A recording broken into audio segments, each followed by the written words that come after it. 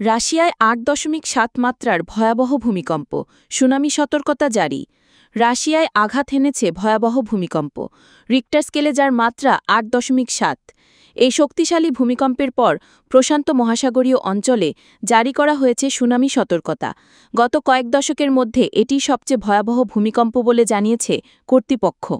বুধবার ভোরে রাশিয়ার দূরপ্রাচ্যের কামচাটকা অঞ্চলে এই ভূমিকম্পটি আঘাত হানে। ইউএস জিওলজিক্যাল সার্ভে জানিয়েছে এর উৎপত্তিস্থল ছিল পেট্রোপাভলভস্ক, কামচাটকির পূর্বে ১৩৬ কিলোমিটার দূরে সমুদ্রের গভীরে। এ ভূমিকম্পের জেরে কামচাটকা উপকূলে দেখা গেছে প্রায় ৪ মিটার উচ্চতার জলোচ্ছ্বাস। জাপান ও যুক্তরাষ্ট্রের পুরো পশ্চিম উপকূলে দেওয়া হয়েছে বিপজ্জনক ঢেউয়ের সতর্কতা। জাপানের দক্ষিণ পশ্চিমের তাইওয়ানও সুনামি সতর্কতা জারি করেছে। কামচাটকার গভর্নর ভ্লাদিমির সালোডভ জানিয়েছেন এটি গত কয়েক দশকের মধ্যে সবচেয়ে শক্তিশালী ভূমিকম্প। যুক্তরাষ্ট্রের হনুলুলু জরুরি ব্যবস্থাপনা বিভাগ জানিয়েছে বিধ্বংসী সুনামি ঢেউয়ের আশঙ্কা রয়েছে এবং কিছু উপকূলীয় এলাকা থেকে লোকজনকে সরিয়ে নেওয়ার নির্দেশ দেওয়া হয়েছে।